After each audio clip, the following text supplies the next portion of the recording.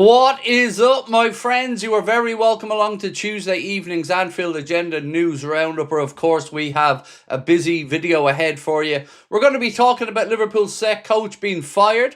We're going to talk about a centre-back name that may surprise you a little bit, a centre-forward who's been linked with a potential short-term move, and lots more over the next few minutes. As always, I want to know your thoughts, so please do let me know in the comment section. Drop a like if you enjoy the video, and the Leeds preview will be coming out tonight, so do keep an eye out for that dropping a little bit later on. For now, let's get cracking with the news. So it was kind of brought to you guys this morning. Liverpool set-piece coach Aaron Briggs has left the club midway through the season, in which the Reds have the joint worst set play of Europe's top 5 leagues. Now look, I have to say on this one, I wonder, is he being scapegoated? Because that wasn't his job when he originally came to the club. He was put into that job as a kind of a make way, or just to cover a position. So for me, this kind of comes back to the manager yet again.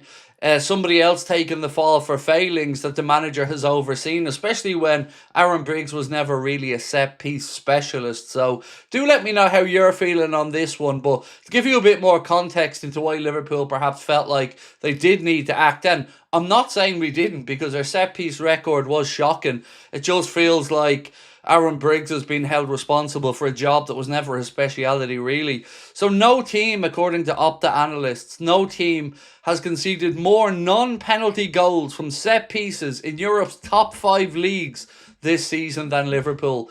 And look, whatever way you dress that up, that is a damning statistic. We spoke about this the other day. Liverpool have conceded 12 goals from set pieces this season, scoring 3, leaving a -9 differential, which should be enough for anyone's position to come under threat. But I can't help but feel like Aaron Briggs has become a little bit unlucky here. You know, that's like me walking in to become a supermarket shelf stacker, and then all of a sudden being thrust into the position of payroll and not really knowing what's going on, and then all of a sudden the wrong pay slips are going out, and I'm getting fired for it, and rightly so. But I think we have to look at who made that appointment and why all of a sudden Aaron Briggs was promoted into that position, as well, of course, as holding accountability.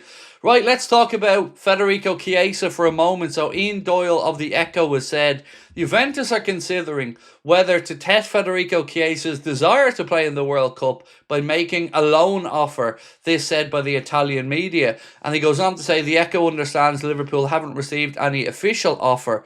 But just this follows on from a bit of news last night from Lewis Steele, and there was simply one sentence quoted, which is Federico Chiesa is not trusted. That was it. That was all we got on that one, so let us know your thoughts on what happens there. I had some people in the chat, actually, in some of the comments from yesterday's video saying, see, Craig, you've got nothing to say now. The Federico Chiesa played that game against Wolves and was terrible, and you think he's the greatest player in the world. It's not really ever what I said, was it? All I said was that the manager wasn't utilising a player that was part of his squad, and we only had 6 forwards available to us. I never believed for 1 second that Federico Chiesa was going to be the second coming of Diego Maradona, but I would also say that throwing a player into one game, having not had much match fitness before that, I would never expect any player to be able to walk in and all of a sudden light the world up. So if we're going to judge Federico Chiesa, I think it should be done over a range of 4, 5, 6, 7 games in a row, and not just one where, let's be honest,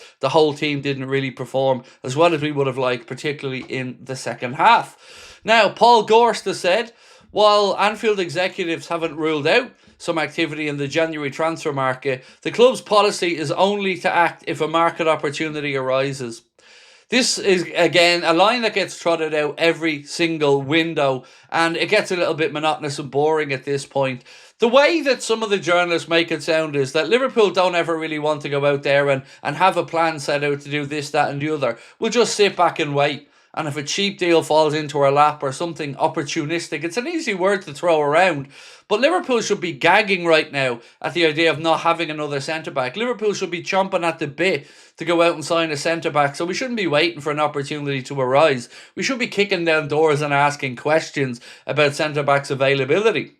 On that one, Paul Gorst again of the Echo has said Crystal Palace are almost certain to retain Mark Gay in January. Now look, many people have said that they believe that Mark Gay will move in the summer, so I'm not trying to label this one a Paul Gorst or the Echo. There's only been a couple of people who believe, I think Sky said a piece the other day, where they believe Crystal Palace think that Liverpool will be the only club willing to put down money to sign Marc Guéhi in January, and that the other clubs interested, your Real Madrid, Barcelona's, Bayern Munich's, and plenty of others around Europe, would be interested in a summer deal. It only makes sense for Liverpool to wait that long, really, if they have that cast iron word, which I believe, by the way, they do. Like I've said before, I believe they've been given the word by Marc Guéhi that he will join. But I'd still rather we got somebody in January. And if Marc Guéhi comes in the summer, great. But I don't think we can get through the second half of this season without bringing in another centre-back. And we will have a little bit on one of those in a moment. Now, our friends at Anfield Index have said Liverpool could make a move for Al Ahly striker Ivan Toney, with the club looking for short to medium-term solutions who can add reliability, experience and proven output in front of goal during the January window. Now, if memory serves me right, I do think Ivan Toney is a red, if my memory is right. And it would be a player in the short term that, for me, I would much prefer to Gonzalo Ramos that we spoke about the other day. I'm not usually a fan of short-term deals, but we do need to make sure that we have enough forward options. And like I've said, if Ivan Toney was available and willing to come in on a short-term deal, I wouldn't be against it. So let me know what you guys think about that one. Also at Anfield Index, they said there's a growing acknowledgement inside Liverpool that additional depth may be required to sustain a title challenge and cope with the demands of multiple competitions in the second half of the season. That's kind of at odds, isn't it, what the Echo boys were saying about Liverpool waiting to see if a market opportunity arises. And by the way, just for clarity, we've already thrown away one competition this season. So the rigours of all the competitions, well, they've already jibbed one off by making sure that we went out of the League Cup. Now it's the FA Cup.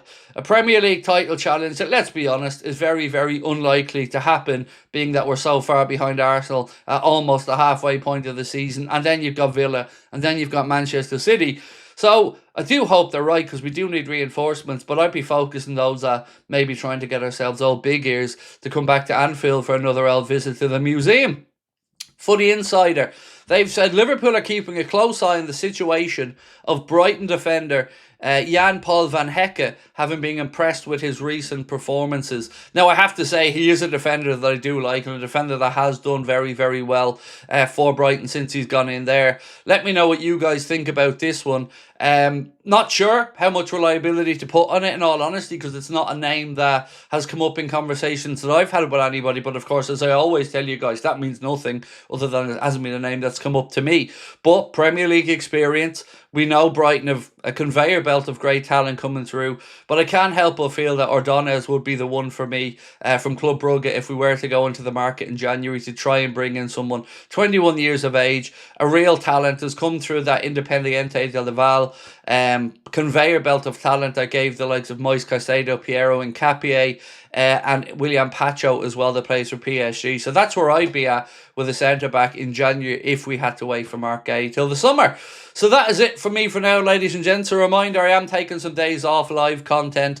I'm trying to get my head to a place where I can be back with you guys for a New Year's Eve stream tomorrow. And to the people in the comments that have been trying to, stick the knife in while I've been away, you're not going to break through. This is a break for me, not because of you, not because of the haters. This is a break because I feel I need one for my own well-being. And I will be back when I'm ready to be back, and I will be back on top, because that's where this channel is, that's where my community is, and love always wins. Thank you guys for your support as always. I love you all to bits. Don't forget, preview coming out tonight for the Leeds game. Looking forward to that one, because the last one was a 3-3 classic that didn't quite go our way in the end, and fingers crossed this time it will. We'll see you later on. Take care. Bye bye.